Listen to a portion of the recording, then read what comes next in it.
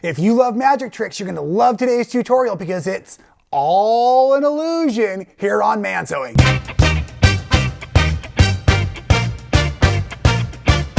That is right. I have stolen this pattern idea. Well, that's not true. I actually purchased the pattern from the Missouri Star Quilt Company. It's called It's All an Illusion. And I've seen lots of these quilts done lots of different ways. And I just love the way that you can make a simple block and a shadow effect and then lay in your background colors so easy here.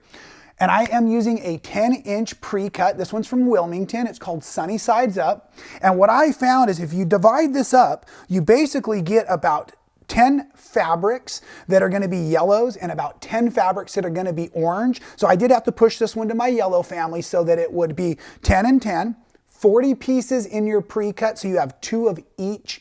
Ooh, mouthful. That's okay. We've got a couple little organizing steps to still do. So first step was divide oranges from yellows. We're going to focus on the yellows now. We're going to set those oranges aside for a moment. And with these, we're just going to simply subcut these into 5-inch by 10-inch squares. Now on this quilt, accuracy is going to help, so we want to go a little slower than I normally do. And we want to take it and just stack these up so they look pretty good. I'm not going to do more than about 4 or 5 in a stack because I want to keep my 10-inch by 5-inch as perfect as possible. So I'll work through something like this. And you're going to then take your ruler, find your 5-inch mark. So I'm looking across here, making sure I'm lined up. And you're going to take and slice these bad boys down. And you're going to do that for the entire stack of yellows as you work through, okay? Real easy. So what that really yields though is 4 of each print now. So you're going to have those. So you can see you've got 4 of them, right? Now let's move into the oranges real quick, and I'm going to need a couple of these yellows here in a moment as I go. Okay, now let's do the oranges, and we're going to do one more step for organizing. So you're going to take your fabrics and you're going to divide it into 2 equal piles. So you use the same print in each pile, right? We're just going to work our ways through here. And early on, I took my entire pre-cut apart and actually made it so that I had my gradient of my yellows from lightest to darkest and the gradient of the oranges from lightest to darkest. And some of these are pretty darn close in value, so just do your best. But one of the things I am doing in the project is check this out at the quilt. We are basically going to make 4 blocks that are all of the same. So you're going to have always your brightest, or I should say your deepest yellow with your deepest orange. And then down in here, you're going to see we're going to have like our lightest yellow with our lightest orange. And if you look real close, 1, 2, 3, and 4, again, you're making the same block 4 times or using the same fabrics 4 times over. Okay, so as we get through here, one of these stacks, and I'm almost done, is going to be subcut. The other stack we're going to set aside for those borders you see going around the quilt behind me. And I'm going to only subcut these in basically stacks of about 2 at a time. So we're going to do a little bit more tidying up as we go. Okay, so as I said, this stack we're going to set aside for borders later. And this stack, so you have now 1 of each of your oranges, we're going to subcut into 1.5-inch strips. So let's do that for you. Now, I'm looking at the edge of the fabric along the edge of my ruler, and I'm going to make what will end up being 6 1.5-inch strips. You're also going to end up with a little 1-inch strip left over at the end, and you could use that for something. I just haven't figured out what that something is quite yet, so we'll just organize that over there. And what we're really focused on is our 6 1.5-inch wide strips. Now, the real subcut is I need 4 strips that are 5 inches by 1.5. So this was 10.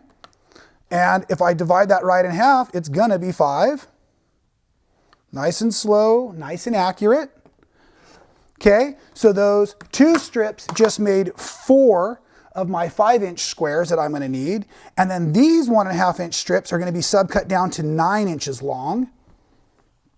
And for that, because they were 10 inches, we can just organize them and then cut 1 inch off one of the ends here. Okay, just like that. Now, we have a printable in the description below the video that shows all of these numbers and the way we can construct it, so you don't have to be struggling to write all of that down. We've got it all prepared for you already. But just as a reminder, 5s by 1.5, 9s by 1.5, and our original yellow blocks we had are 5 by 10. So we're going to need all of that in a second. And the last thing we need to do is prepare all of our gray strips, all of that background fabric you're using. So those, you start with strips that are the width of your fabric. So we're going to call that 44 today. And they're also 1.5 inches. So that 1.5 inches is used over and over and over again. When these get subcut down, we're going to make a series of piles. We need 1.5 by 1.5 inch squares, and you need 2 of those for every block. So you'll need 80 of those if you're making that size square there, because you have 40 blocks at the end. These little guys here are 7 by 1.5, and these long guys here are 11 by 1.5, and those all came out of the strips. And the cool thing is, if you are using that Missouri Star pattern, they've got a whole table and breakdown that shows you how many strips of each to cut if you're just in assembly line mode. Okay?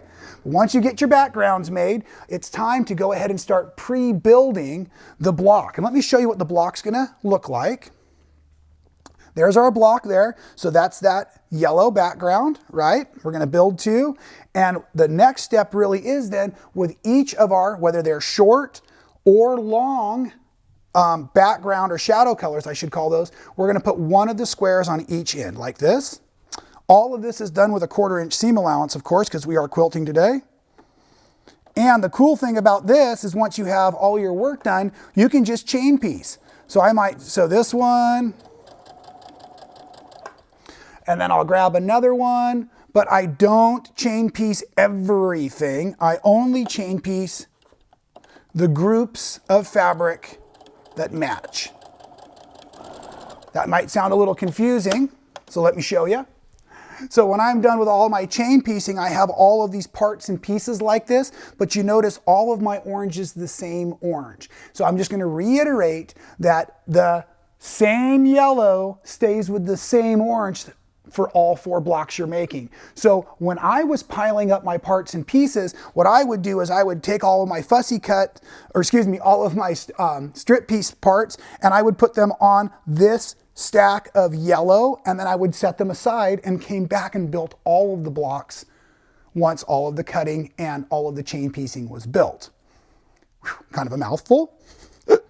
So let's make sure we've got what we need here to get you onto the piecing part of our project today.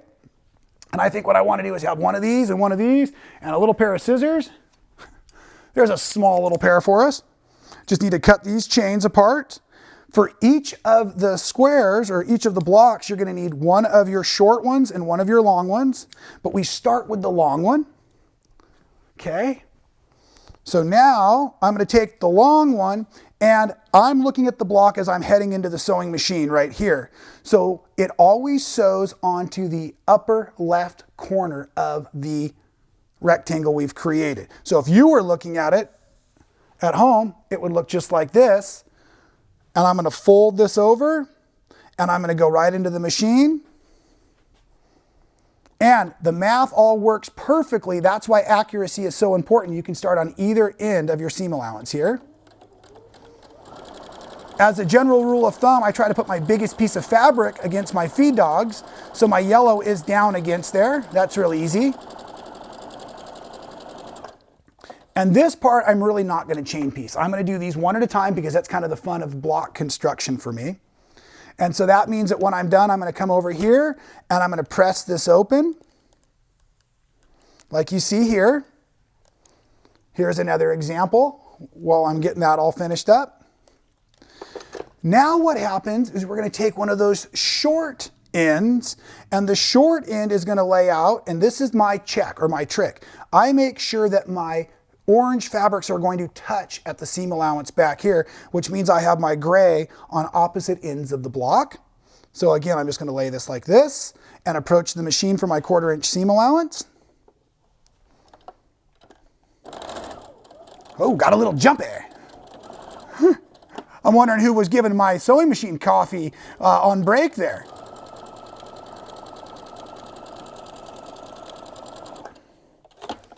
Okay, so we just go through and construct all of those, real simple. And then the last and final steps to creating each block is to sew that background fabric on. And the background fabric, again, start with the long one on the long side. Okay, so that's going to lay on right here, so it'll finish like this. So let's sew that on for you.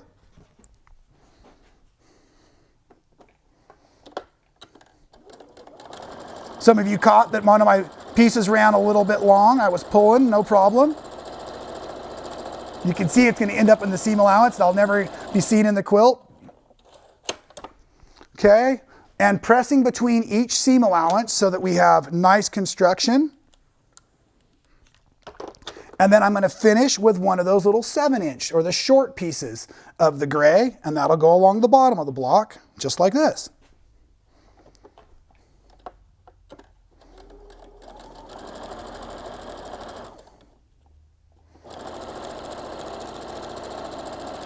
Now, those of you who follow along on our Facebook and our Instagram, our social media, you saw a few weeks ago I posted a photograph of sewing in a hotel room, and I was actually working on this quilt, getting ready to come out and show you all how to do it. And I posted it so that if I had a problem with accuracy, that I could have an excuse because I was working out of a hotel room. But as you can see in the quilt behind me, I didn't need the excuse. But let's use this as an example of how we're going to start to position all of our blocks back together, or how does Rob handle his color management, right? So the first thing I did is I used that hotel room bed as, hey, this is a perfect design wall, laid it all out, and I started up here in the corners. So my darkest blocks are in all 4 corners. So there's one here, there's one over here, there's going to be one down here, and then again behind me over here, just like that, okay? And then if you look, we'll just use this corner for the rest of the example. So my darkest, and then these were kind of the next darks in the palette, and then moving into my lights. And then as I worked my way to the center of the quilt, what I found was the same print showed up, as it should have, in all 4 spaces. So I wanted a little bit of variety. I'm not sure if you can tell from that far away at home, but this fabric is different than this fabric, and that's different than this fabric. So even though I'm dealing with very similar fabrics, I'm not using the same 2 touching each other. So join me at the table here. I'm not joining the exact same fabrics ever touching each other or next to each other. So I would have a different fabric in here.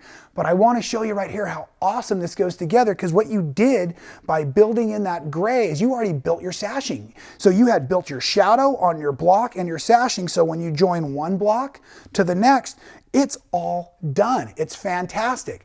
So once you construct all 40 pieces or all 40 blocks together, your gray is already here and it's already below all the rows. So we're just going to take a few extra 1.5 inch strips of the gray fabric, and we're going to join 2 pieces together to make the entire top row.